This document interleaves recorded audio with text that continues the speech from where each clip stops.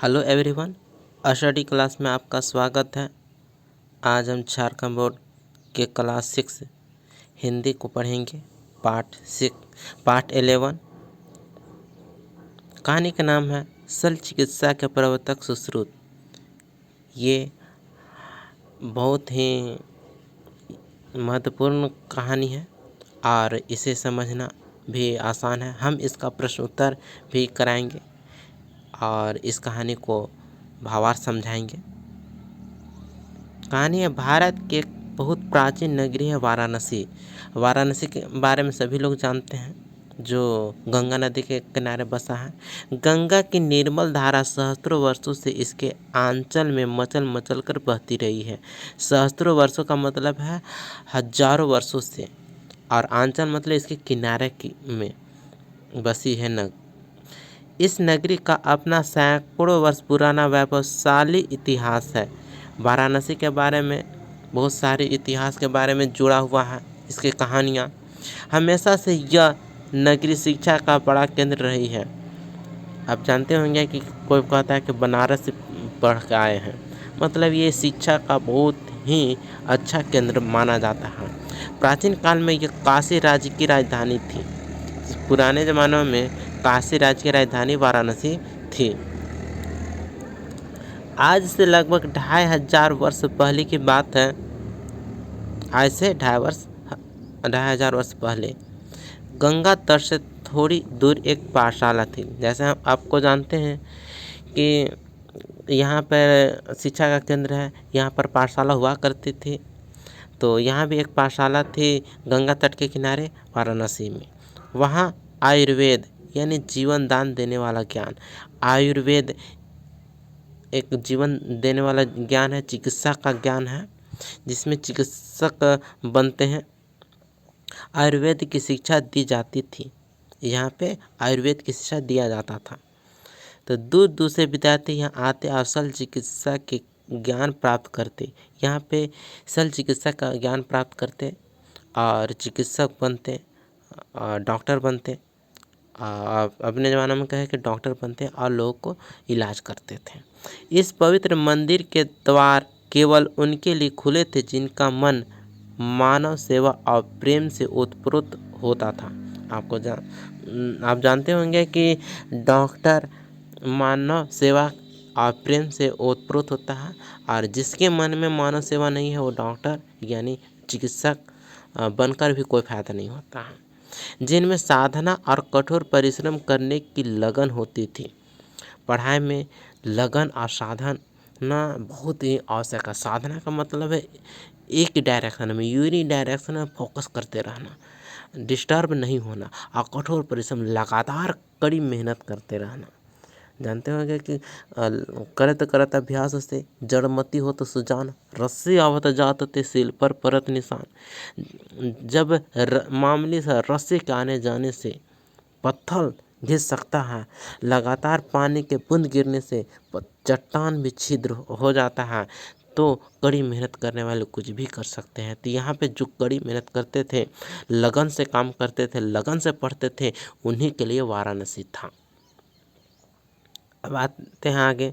इस पाठशाला के आचार्य थे महर्षि सुश्रुत, और जिसके बारे में हमको पढ़ना है शल्य चिकित्सा के प्रवर्तक सुश्रुत। तो पाठशाला के आचार्य थे यानी प्रधानाध्यापक थे, या गुरुजी थे, आचार्य थे, सुश्रुत थे।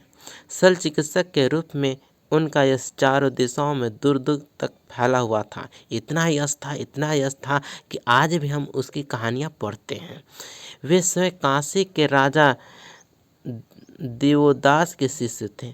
असमझ है, वे समय काशी के राजा देवोदास के शिष्य थे। देवोदास को भगवान धन्वंतरि का अवतार कहा गया है। समझ जाए कितना बड़ा महान व्यक्ति थे। सुश्रुत के प्रारंभिक जीवन के बारे में आज कोई निश्चित जानकारी नहीं मिलती। बस इतना ही कहा जा सकता है कि उनके पिता का नाम विश्वामित्र था और उनका बाल्यकाल गंगा के पावन लहरों से खेलते हुए बीता था।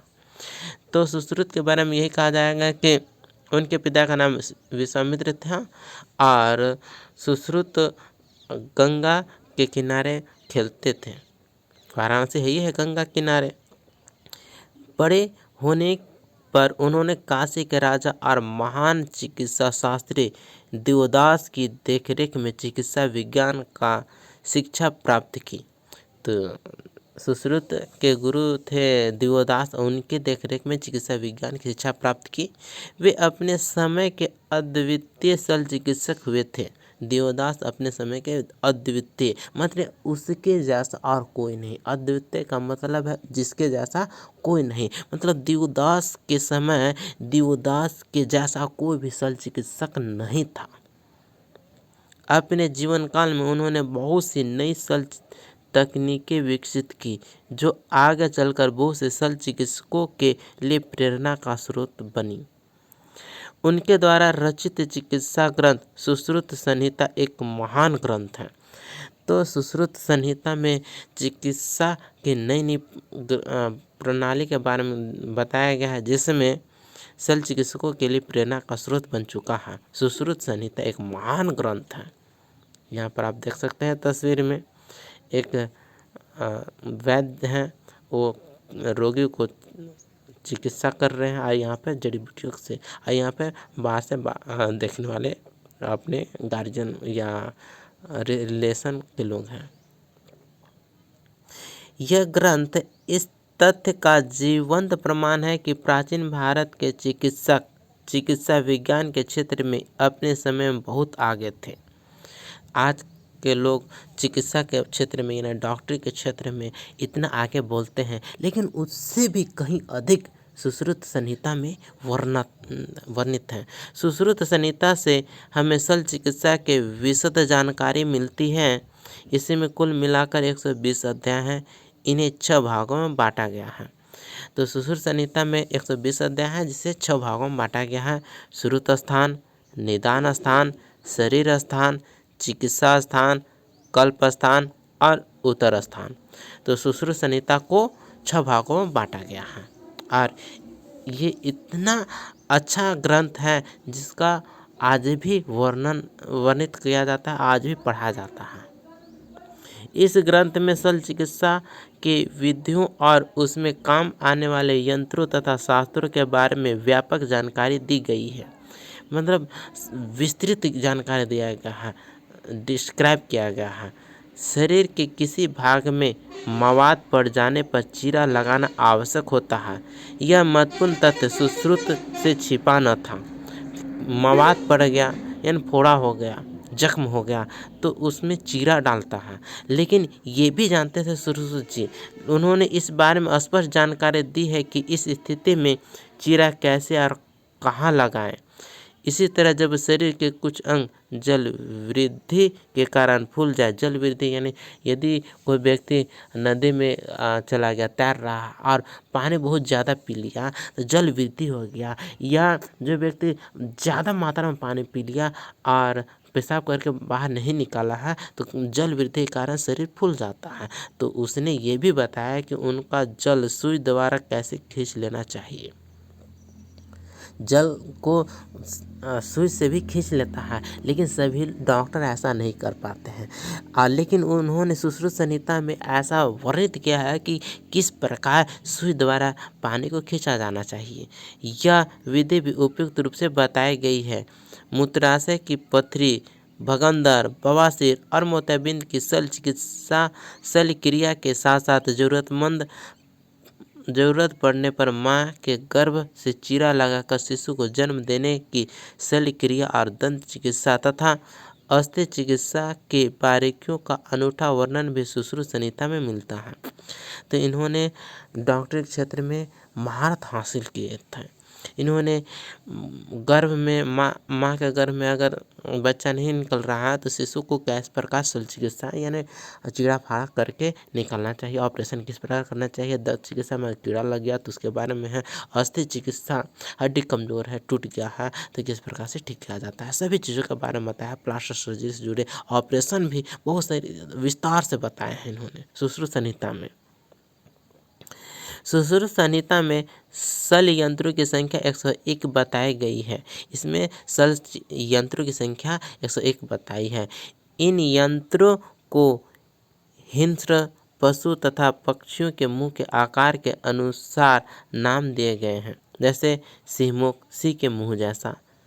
तो पुराने ज़माने में या अभी भी रिलेट किया जाता है पशु से और उन्हीं के जैसा नाम दिया जाता है। तो सिंहमुख सिंह के जैसा दिखता है, इसलिए सिंहमुख। ग्रीमुख यानी गिद्ध के मुख जैसा गृहमुख हो गया। मकरमुख मगरमच्छ के मुख जैसा, तो मकरमुख। ये सब औजार हैं। ये यंत्र आधुनिक शल्य यंत्रों से किसी भी तरह कम न थे। आज का आधुनिक यंत्र हैं उससे कम नहीं थे, उससे कहीं ज़्यादा ही थे। इनके साथ ही 20 और शल्य यंत्र भी वर्णित हैं। इनके नाम हैं मंडलार्क, करपत्र, मुद्रिका, ब्रीहिमुख आदि। ये शल्य औजार प्रायः लौह धातु या चांदी से बनाए जाते थे। तो किससे बनाए जाते थे? लोहा का या चांदी का बनते थे। इन्हें इस ढंग से बनाया जाता था कि इनकी धार कभी कमज़ोर न पड़े और इनमें कभी जंग न लगे। तो लोहा में देखते हो कि जंग लग जाता है, लेकिन इन्हें इस तरह से बनाया जाता था कि कभी जंग लगे ही नहीं।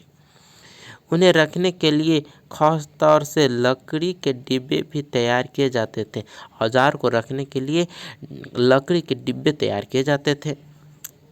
टाँके लगाने के लिए त्वचा और विभिन्न ऊतकों की मोटाई और रचना को ध्यान में रखते हुए तरह तरह के धागे भी विकसित किए गए हैं। जैसे टाँका लगाता है, जैसे कट किया तो चीरा लगाता है, टाँका लगा देता है तो किसी का चमड़ी मोटा पतला या हाथ में पतला रहता है, जांघ में मोटा रहता है। तो किस प्रकार से ऐसो धागा देना है, तो इसलिए अलग अलग तरह के धागे भी विकसित किए थे। कुछ का आधार रेशम की डोर होती थी तो कुछ सूत से बनाए जाते थे, यानी अलग अलग तरीकों से बनाए जाते थे। कुछ का आधार रेशम की डोर होती थी तो कुछ सूत से बनाए जाते थे, मतलब अलग अलग तरीकों से धागे बनाए जाते थे। कुछ चमड़े से तैयार किए जाते थे तो कुछ घोड़ों के बालों से। इस प्रकार कई किस्म की सुइयां भी उपलब्ध में लाई जाती थी, कुछ मोटी, कुछ पतली, कुछ अधिक घुमाव लिए हुए तो कुछ कम और कुछ बिल्कुल सीधी। जैसे बच्चा को देना है तो नीडल छोटा रखेगा, बड़ा को देना है तो नीडल बड़ा रखेगा। अगर ज़्यादा मात्रा में सुई देना है तो नीडल मोटा कर देगा, और सुई कम देना है तो पतली कर देगा, टेढ़ी कर देगा, चौड़ी कर देगा, सीधी कर देगा। इस प्रकार बहुत सी नीडल तैयार किए थे। उन दिनों तरह तरह की सुई, रेशम और मलमल से बनी पट्टियों का भी प्रचलन था। तो इन्होंने बहुत तरीकों से विकसित किए थे। दुर्घटनाओं में अथवा अस्त्र के वार से फट गई आंतों के दो किनारों को एक दूसरे से जोड़ने के लिए सुश्रुत ने एक विलक्षण तकनीक खोज निकाली थी। अलग अलग तकनीक निकाले थे इन्होंने। इसके लिए वे एक किस्म के चीटों का उपयोग किया करते थे। फटी हुई आंत के दो किनारों को साथ मिलाकर उस पर चीटे छोड़ दिए जाते थे। समझ जाए, चीटी का भी उपयोग करते थे। पता है चीटी में कौन सा अम्ल पाया जाता है? तो फॉर्मिक अम्ल पाया जाता है, जिससे डंक मारता है। तो फटी हुई आंत अगर कट फट गया है तो आंतों को दोनों किनारों पर चीटी छोड़ देते थे। वे चीटे अपने दांतों से उस पर चिपक जाते, जिससे फटे हुए आंत के दो किनारे आपस में सिल से जाते थे। समझ जाओ, इतना विकसित किए थे। अब चीटों का शेष भाग काट कर अलग कर दिया जाता और उदर के बाहरी ऊतकों और त्वचा पर कांटे कस दिए जाते। समझ जाओ, चिट्टी से भी शल्य चिकित्सा किया करते थे। कुछ ही दिनों में आंत का घाव भर जाता, साथ ही चीटों का सिर भी ऊतकों में अपने आप घुल मिल जाता। अब चिट्टी का सिर भी अब उसी आंत में घुल मिल गया और वो भी ऐसो त्वचा का अंग बन गया है। आजकल शल्य चिकित्सक शरीर के भीतरी अंगों के टाँके लगाने के लिए भेड़ की आंत से बनाए गए धागों का उपयोग करते हैं। उद्देश्य यह रहता है कि टाँके भीतर ही भीतर घुल जाए, जिससे टाँके निकालने के लिए कम से कम शरीर का वह भाग दोबारा न खोलना पड़े। तो आज भी उसी तरह का उपयोग किया जाता है जैसे पहले किया जाता था। देखिए कितने तरह का औजार है। सीधी, नुकीली और आड़ी तिरछी कैंची किस प्रकार की औजार हैं, समझ में आया। तो इस प्रकार से पहले की था लोहा का बनाया जाता था, तांबा का बनाया जाता था, इस प्रकार बनाया जाता था जिससे जंग न लगे। अब आते हैं आगे। सुश्रुत संहिता में शल्य चिकित्सा के लगभग हर महत्वपूर्ण पहलू पर विस्तृत जानकारी दी गई है। जैसे ऑपरेशन के बाद क्या क्या सावधानी बरतनी चाहिए, ऑपरेशन हो गया तब क्या क्या सावधानी बरतना चाहिए, क्या खाना चाहिए, क्या पीना चाहिए, किस प्रकार से रहना चाहिए, बेड पर रहना चाहिए कि घूमना चाहिए, एक्सरसाइज किस प्रकार करना चाहिए, सभी जानकारी दिया गया था। रोगों का आहार कैसा होना चाहिए, किस प्रकार से खाना खाना चाहिए, घाव भर जाए इनके लिए कौन कौन सी औषधियाँ देनी चाहिए। ऑपरेशन तो कर दिया लेकिन घाव भी तो भरना चाहिए, तो क्या क्या औषधियाँ, क्या क्या दवा मेडिसिन देना चाहिए। तो मेडिसिन देने से घाव जल्दी भर जाए ऐसा कौन सा मेडिसिन दिया जाना चाहिए, कितनी मात्रा में दिया जाना चाहिए, कब तक देनी चाहिए, सभी चीज़ें सुश्रुत संहिता में दिया गया है विस्तार से। प्राचीन भारत के चिकित्सकों को औषधि विज्ञान के बारे में भी व्यापक जानकारी थी। उन्होंने बहुत से जड़ी बूटियों की खोज की थी, उसने बहुत सारी जड़ी बूटी खोज किया और व्यापक जानकारी अपने पास रखते थे। साथ ही रसायन भी खोज निकाले थे। ये रोगी का दुख दर्द दूर करने में काम आते थे। किसी को दर्द आ गया, बुखार आ गया तो रसायन दे देते थे जिससे उन्हें छुटकारा मिल जाता था। शल्य क्रिया के दौरान रोगी को कष्ट न हो इसके लिए कुछ ऐसी सक्षम जड़ी बूटियाँ भी खोज निकाली गई थी जिनके देने से रोगी गहरी नींद में सो जाता था। अब नींद देने का भी उपयोग किया जाता था कि ताकि दर्द न हो। ऑपरेशन किसी कर रहा है और उसे बेहोश करना है तो जड़ी बूटी भी खोज निकाले थे। आज के डॉक्टरों से कम नहीं थे पहले के डॉक्टर। मानव शरीर के भीतरी अंगों की जानकारी प्राप्त करने के लिए सुश्रुत ने एक अनूठी विधि खोज निकाली थी। मेरे शरीर को पहले किसी वजनदार वस्तु के साथ बांधकर किसी छोटी सी नहर में डाल दिया जाता था। एक सप्ताह बाद जब बाहरी त्वचा और ऊतक फूल जाते तब झाड़ियों और लताओं से बने बड़े बड़े ब्रुशों द्वारा उन्हें शरीर से अलग कर दिया जाता था। इससे शरीर के आंतरिक अंगों की रचना स्पष्ट हो जाती थी। अब समझ जाओ आज के डॉक्टर और पहले में भी बहुत समानता है, पहले भी अधिक उन्नत था। अगर शरीर के भीतरी अंगों की जानकारी क्या करना है तो लाश को इस प्रकार से गला सड़ा देते थे कि आंतरिक अंग स्पष्ट रूप से दिखने लगे। सुश्रुत जितने बड़े शल्य चिकित्सक थे उतने ही श्रेष्ठ गुरु भी थे। जैसा चिकित्सा करते थे वैसा गुरु भी थे, दूसरों को समझा बुझा भी देते थे, पढ़ाते भी थे। शल्य कला का प्रारंभिक प्रशिक्षण देने के लिए वे अपने शिष्यों को कंदमूल, फल फूल, पेड़ पौधों की लताओं, पानी से भरी मशकों, चिकनी मिट्टी के ढांचों इत्यादि का उपयोग करते हैं और मलमल से बने मानव पुतलों पर दिनों दिन अभ्यास करवाते, कड़ी मेहनत करवाते थे क्योंकि ये डॉक्टर भी थे और टीचर भी थे। चीरा कैसे लगाना है, उसे कितना लंबा कितना गहरा रखना है, इसका अभ्यास प्राप्त करने के लिए शिष्यों को ककड़ी, करेला, तरबूज जैसे फलों और सब्जियों पर कई कई दिनों तक अभ्यास करना पड़ता था। ककड़ी, करेला, तरबूज जैसे चीज़ों पर अभ्यास करवाया जाता था। किसी घाव की गहराई कैसे पहचाने और उसे भरने के लिए क्या तकनीक अपनाएं, इसका प्रशिक्षण दीमक खाए लकड़ी के द्वारा दिया जाता था। अगर दीमक खाया हुआ लकड़ी देखोगे फटा जा रहा है तो इससे प्रशिक्षण करवाया जाता था जिससे कि शिक्षार्थी रुग्ण शरीर की स्थिति का सही अंदाज़ा लगा सके। अभ्यास के दौरान कमल के फूल की डंडी सिरा यानी रक्तवाहिनी बन जाती जिससे शिष्य को सुई द्वारा भेदना पड़ता था। इसी तरह टाँका लगाने का प्रशिक्षण तरह तरह के कपड़ों और चमड़ों पर दिया जाता। खुरदरे चमड़ों पर जिस पर से बाल न हटाया गया हो खुरचने की कला सिखाई जाती थी। पट्टी बांधने का ज्ञान देने के लिए मानव पुतलों का सहारा लिया जाता था। तो पट्टी बांधना है तो पुतला लाया जाता था, हमने मानव की तरह दिखता था और उस पर प्रशिक्षण दिया जाता था। इस प्रशिक्षण से उत्तीर्ण होने के बाद शिष्य के प्रशिक्षण का दूसरा चरण शुरू होता था। पहले इस प्रकार से ककड़ी पर, तरबूजा पर इत्यादि कपड़ों पर पट्टी बांधना ये सब सीख जाता था, तब दूसरा चरण स्टार्ट होता। अब उसे किसी कुशल शल्य चिकित्सक की देखरेख में रख दिया जाता था। वह तरह तरह की शल्य क्रियाएं देखता और उनसे सीखता जाता। फिर कुछ समय बाद जब वह पूरी तरह परिपक्व हो जाता, तब उस गुरु की देखरेख में स्वयं ऑपरेशन करने की अनुमति दी जाती थी। पूरी तरह से सीख जाता तब है सो ट्रेंड हो जाता, तब गुरु की देखरेख में ऑपरेशन करने के लिए छूट दिया जाता था। इस तरह पूर्ण प्रशिक्षण और अनुभव पाकर ही वह पाठशाला से बाहर निकलता था। पूर्ण ज्ञान मिलता तब वह उस पाठशाला से बाहर निकलता था।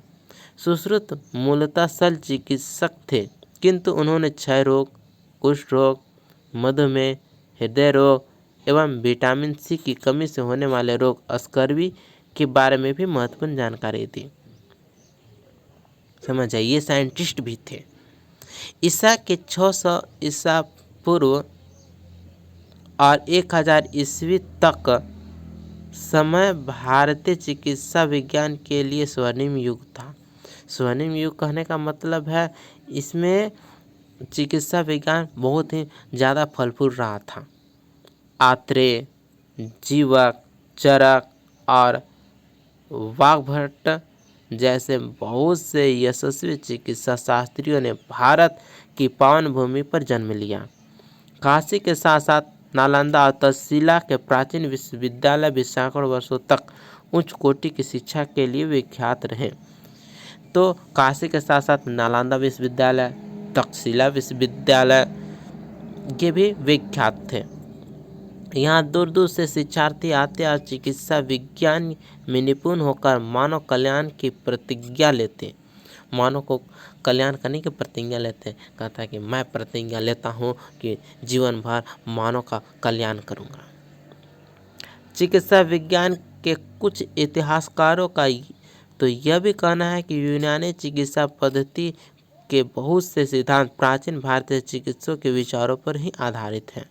समझ आइए, यूनानी चिकित्सा और भारतीय चिकित्सा दोनों आपस में मिलते जुलते थे। इस प्रकार से यह कहानी शल्य चिकित्सा के प्रवर्तक सुश्रुत कहानी समाप्त हुआ। अब हम इसका प्रश्नोत्तर करेंगे, तो इसलिए आप कृपया कॉपी और पेन साथ में रखें और इसका प्रश्नोत्तर लिखिए। Hello everyone, Jharkhand board class 6 का चैप्टर 11 इसका प्रश्नोत्तर करेंगे। शल्य चिकित्सा के प्रवर्तक सुश्रुत। पहला क्वेश्चन है, लेखक ने वाराणसी का क्या महत्व बताया है? इसका सही जवाब होगा, गंगा की निर्मल धारा से सहस्त्रों वर्षों से वाराणसी के आंचल में मचल मचल कर बहती रही है। प्राचीन काल में यह काशी राज्य की राजधानी थी। आज से लगभग 2500 वर्ष पहले यहाँ एक पाठशाला थी, जहाँ आयुर्वेद की शिक्षा प्राप्त करने दूर दूर से विद्यार्थी आते थे। तो इसे नोट कर लें। अब आते हैं क्वेश्चन नंबर दूसरा की ओर। क्वेश्चन है, सुश्रुत संहिता क्या है? संक्षेप में परिचय दीजिए। सुश्रुत संहिता के बारे में संक्षेप में परिचय देना है। तो इसका सही जवाब होगा, आचार्य सुश्रुत द्वारा रचित सुश्रुत संहिता चिकित्सा ग्रंथ आयुर्वेद का एक महान ग्रंथ है। इसमें शल्य चिकित्सा की अनेक विलक्षण विधियों, यंत्रों और उपकरणों की व्यापक जानकारी दी गई है। इसमें कुल मिलाकर 120 अध्याय हैं और इन्हें 6 भागों में बांटा गया है। श्रुत स्थान, निदान स्थान, शरीर स्थान, चिकित्सा स्थान, कल्प स्थान और उत्तर स्थान। इस प्रकार से सुश्रुत संहिता के बारे में बता दिया गया है। आप इसे नोट करके लिख लें। अब आते हैं क्वेश्चन नंबर तीसरा की ओर। क्वेश्चन तीसरा है, सुश्रुत के आयुर्वेद पाठशाला में विद्यार्थी दूर दूर से शल्य चिकित्सा का ज्ञान प्राप्त करने आते थे। किस प्रकार के विद्यार्थियों को यहाँ प्रवेश मिलता था? तो इसका सही जवाब होगा, सुश्रुत के आयुर्वेद पाठशाला में विद्यार्थी दूर दूर से शल्य चिकित्सा का ज्ञान प्राप्त करने आते थे। इस पवित्र मंदिर के द्वार केवल उनके लिए खुले थे जिनका मन मानव सेवा और प्रेम से ओतप्रोत होता था, जिनमें साधना और कठोर परिश्रम करने की लगन होती थी। इस प्रकार से क्वेश्चन नंबर तीसरा का उत्तर समाप्त हुआ। अब आते हैं क्वेश्चन नंबर 4 की ओर। प्रश्न है, सुश्रुत द्वारा टाँके लगाने के लिए किस किस प्रकार के धागे प्रयुक्त किए जाते थे? तो इसका सही जवाब होगा, सुश्रुत द्वारा टाँके लगाने के लिए रेशम की डोर, सूत से बनाए धागे, चमड़े से तैयार किए गए धागे तथा घोड़ों के बालों से बनाए गए धागे प्रयुक्त किए जाते थे।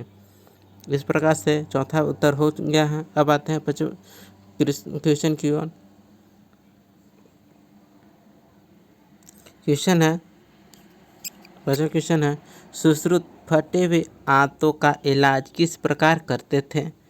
उनकी तकनीक को विलक्षण क्यों कहा गया है?